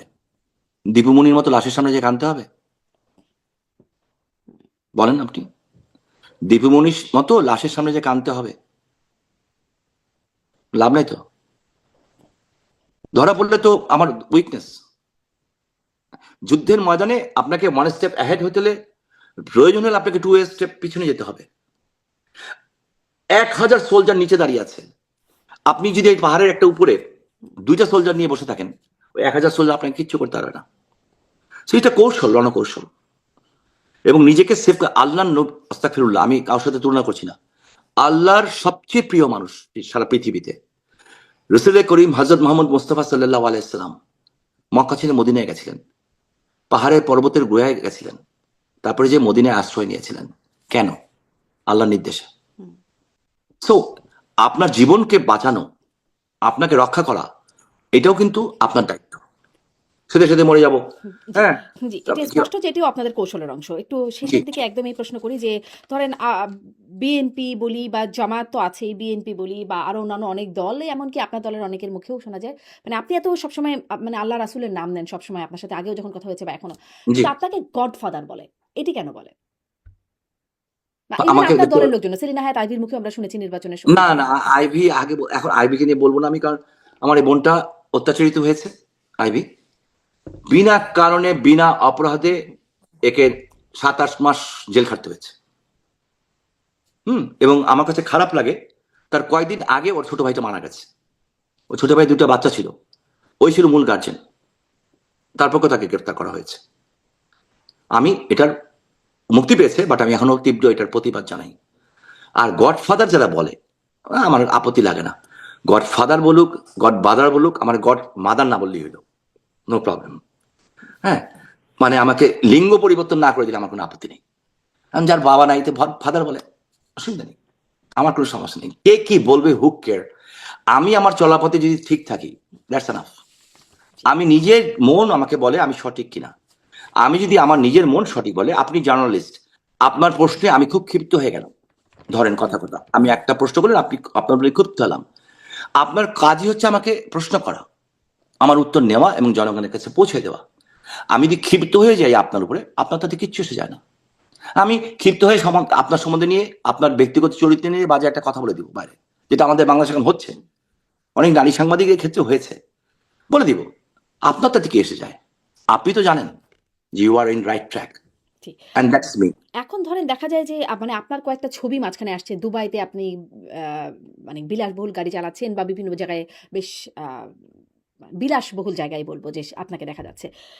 যেখানে আপনার নেতাকর্মীরা দেশে আপনিই বলছিলেন কিভাবে আছে, কষ্টে আছে। তারা অনেকেই আছে যারা মানে উকিলের পয়সাটাও দিতে পারছে না, এই অবস্থায় আছেন। তো তাদের কাছে আসলে কি বার্তা যায় যে আপনাদেরকে যখন এভাবে দেখে? দেখেন গাড়ির ছবি যেটা দেখা যাচ্ছে, ওই গাড়ির ছবি আমি গতবার যখন আমেরিকাতে এসেছি, তার আগের বার যখন এসেছি তখনকার ছবি। আমার ম্যারেজ ডে ছিল, আমার ভাগনা, আমার খুব শখ ওই গাড়ি চালানোর ছিল। তা আমার ভাগনা আমার জন্য ওই গাড়িটা গিফট করে না, ও বলেছে তুমি আজকে এটা তোমার জন্য আমি ভাড়া করে নিয়েছি, তুমি চালাও এটা। হুম, এটা হলো ওইটা। আমার নাতির জন্মদিন দুবাই মলে আপনিও গেছেন, হুম, অবভিয়াসলি গেছেন আমার মনে হয়। ওখানে ফ্রি গাড়ি পাওয়া যায়, ওই যে দোকানে দোকানে ঘোরায়, ডাক দিলে আসে, ফ্রি, পয়সা নেয় না। ওইটার মধ্যে আমার নাতি উঠতে চেয়েছে, আমি ওকে উঠিয়েছি। ঠিক আছে, আমি দুবাইও থাকি না, আমি দুবাই থেকে অনেক দূরে থাকি, আজবনে থাকি। হ্যাঁ, যেখানে অত হাই প্রোফাইল থাকি না। আর কিছু কিছু জায়গায় আমি কোথাও লুকাই না। আমি যেদিন দেশ ছেড়েছি তার দিন থেকে আমি ওপেন। নিজামুদ্দিন আলম মাজারে যে আমি নেত্রীর জন্য দোয়া পড়েছি, ওপেন। বিকজ আমি কাউকে ভয় করি না, আল্লাহ ছাড়া ভয় করি না। আমি চুরি করিনি, ডাকাতি করিনি, ছিনতাই করিনি। আর আমি কি করছি, কি পরিমাণ কষ্ট করছি কিংবা কষ্ট করছি না, সেটা কাউকে বলার দরকার নেই। কিন্তু আমার নেতাকর্মীদের প্রতি আমি দায়িত্ব পালন করার চেষ্টা করছি। সবটা যে আমি করতে পারবো তা না, সবটা করার মতো ওই ক্যাপাসিটি আমার নাই।